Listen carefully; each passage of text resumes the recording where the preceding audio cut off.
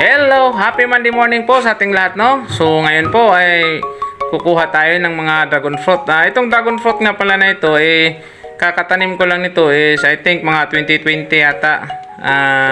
Ang history po nito ay galing po ito ng Iloilo. Dala po ito nung wife ko nung minsan nagpunta sila ng Iloilo. Kasi nga gusto niyang maparami dito.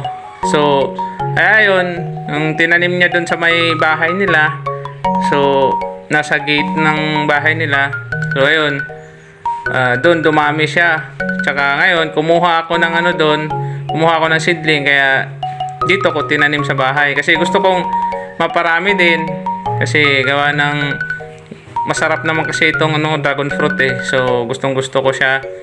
Masustansya. Pag mga prutas, gusto natin halos lahat talaga.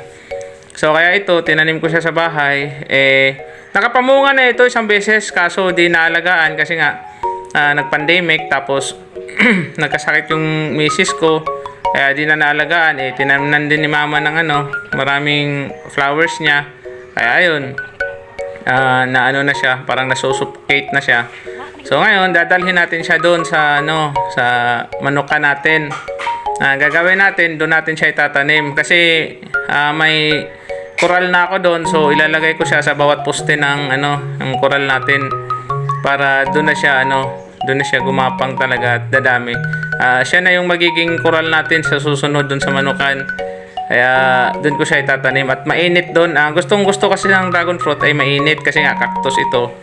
So gusto niya ng mainit talaga. Mas madali siyang makapamunga, mas madali siyang yumabong pag mainit yung pwesto niya talaga.